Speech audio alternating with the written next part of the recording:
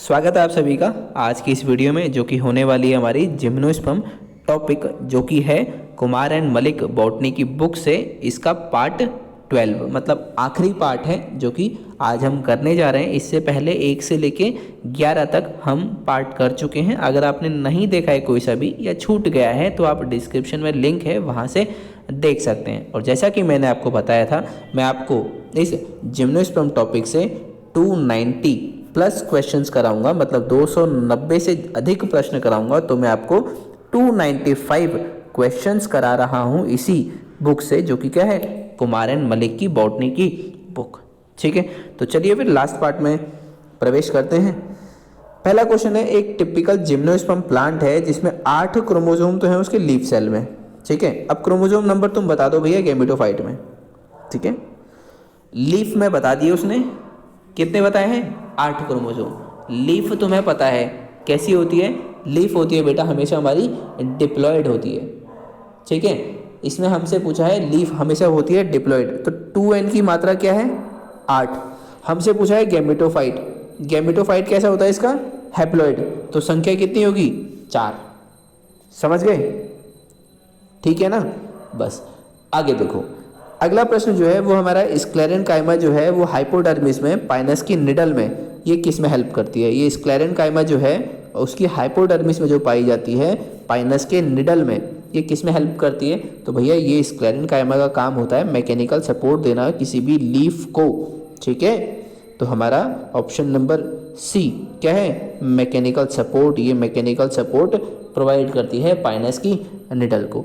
अगला क्वेश्चन है हमारा, which of the following is a specialised tissue found in mesophyll of Cycas? Cycas के mesophyll में पाया जाने वाला स्पेशलाइज्ड टिश्यू और पाइनस की लीफ में, मतलब साइकस के मीजोफिल में और पाइनस की लीफ में पाया जाने वाला स्पेशलाइज्ड टिश्यू जिसका नाम होता है ट्रांसफ्यूजन टिश्यू। ये अर्थात दोनों में, साइकस में पाइनस दोनों में ही पाया जाता है, जो कि कंडक्शन में हेल्प करता है। ठीक है, चलिए अगला क्वेश्चन है, gymnosperm is a bushy trailing shrub. इनमें से कौन सा जिम्नोस्पर्म बुशी ट्रेलिंग सर्व है? ठीक है, तो वो होता है हमारा एफिड्रा। ठीक है, अगला क्वेश्चन है हमारा, टॉप शेप मल्टीसिलिएट मेल गैमीट जो है वो हमें किस में देखने को मिलता है? तो आगे पढ़ने की जरूरत ही नहीं है, बस इतना सा पढ़ लो तो हमें देखने को मिल जाएगा टॉप शेप लट्टू की आकृति का, मल्टीसिलिएट बहुत सारे सीलिया जिसमें होते हैं, और वो मेल गैमीट किस में प्रेजेंट होता है? तो आपको अच्छे से पता है किस में प्रेजेंट होता है? साइकस में। साइकस क्या है? जिम्नोस्पर्म। तो हमारा ऑप्शन देख लेंगे तो ऑप्शन नंबर डी साइकेड्स जिसमें आता है साइकस, यही क्या है? Correct answer.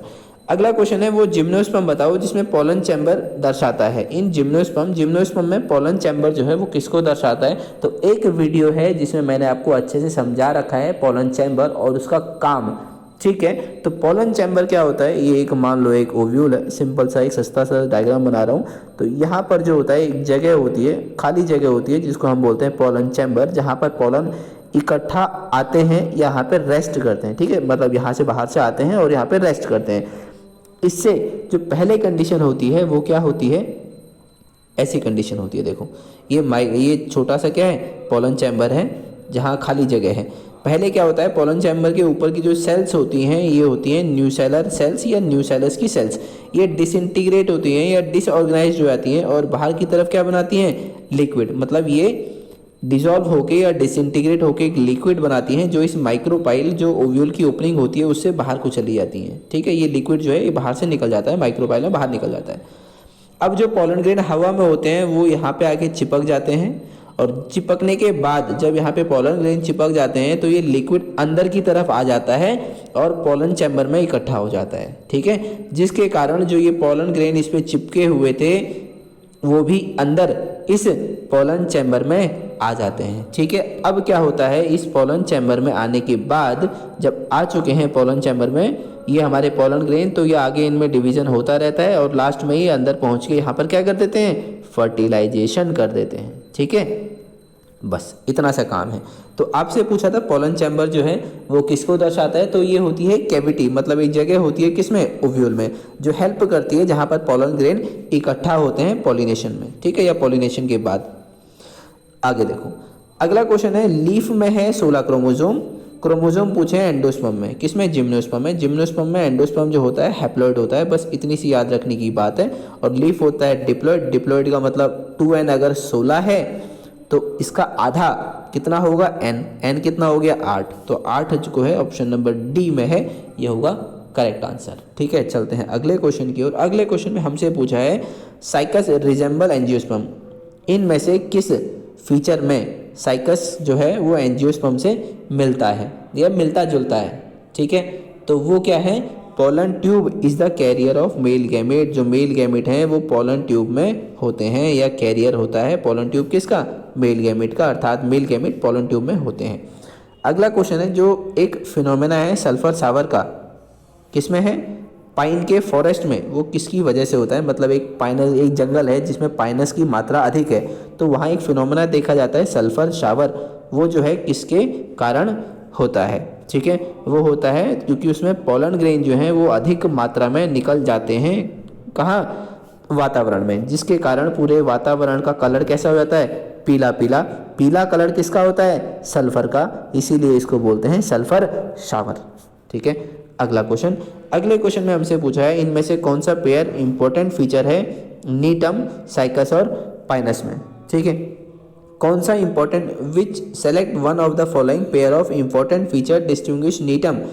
हमें बताना है नीटम का, जो नीटम को साइकस और पाइनस से अलग बताता हो। ठीक है, हमें ऐसा डिस्टिंग्विश फीचर बताना है जो नीटम में या नीटम को साइकस पाइनस से भिन्न बताता हो। ठीक है, और बताता हो नीटम की एफिनिटी एंजियोस्पर्म से, या नीटम जो है वो अधिक सम्मिलित किससे होता है? एंजियोस्पर्म से, या अधिक कंपेयर में किसके बराबर होता है? एंजियोस्पर्म के। ठीक है, और साइकस और पाइनस से भिन्न हो तो इसमें हमारा क्या होगा? Perianth and two integument, embryo development and apical meristem, absence of resin duct and ridge venation, या फिर presence of vessel element and absence of archegonia. तो देखो आर्किगोनिया तो एब्सेंट होती है, ये तो सभी में है, बट वेसल्स का प्रेजेंट होना ये सिर्फ नीटम में पाया जाता है, और ऐसा ही एंजियोस्पर्म में पाए जाते हैं वेसल्स। तो इसीलिए नीटम जो है एंजियोस्पर्म से उससे ज़्यादा मिलता है। ठीक है, उसके ज़्यादा समान है एंजियोस्पर्म के, इसलिए ऑप्शन नंबर डी है। जबकि वेसल्स साइकस और पाइनस में मौजूद नहीं होते। ठीक है, चलते हैं अगले क्वेश्चन की ओर। अगले क्वेश्चन में हमसे पूछा है in which of the following male and female gametophytes do not have free living independent existence. इनमें से किस में मेल और फीमेल गैमेटोफाइट में फ्री लिविंग इंडिपेंडेंट एग्जिस्टेंस जो है वो नहीं पाया जाता है? तो वो है हमारा सिट्रस। अगला क्वेश्चन है पाइनस में जो मेल कोन उसमें बहुत ज़्यादा मात्रा में क्या होते हैं? पाइनस के मेल कोन में लार्ज नंबर में क्या होते हैं? तो वो होते हैं हमारे माइक्रोस्पोरोफिल। माइक्रोस्पोरोफिल की संख्या ज़्यादा होती है। माइक्रोस्पोरोफिल कौन पूछा है तो कौन मतलब मेल पार्ट, मेल कोन का मतलब मेल पार्ट, और मेल पार्ट में क्या होते हैं? माइक्रोस्पोरोफिल। अगला क्वेश्चन, अगले क्वेश्चन में पूछा है the tracheophytes characterised by habitual heterophylly, absence of companion cells in phloem and presence of vessels in xylem is. एक ट्रैकियोफाइट है जो हैबिचुअल हेटेरोफिली दिखाता है और कॉम्पेनियन सेल्स फ्लोएम में मौजूद नहीं होंगे और जाइलम में वेसल्स मौजूद होंगे। ये किसका कैरेक्टरिस्टिक फीचर बताना चाह रहा है? तो ये है हमारा नीटम का, क्योंकि आपको पता है नीटम में क्या है?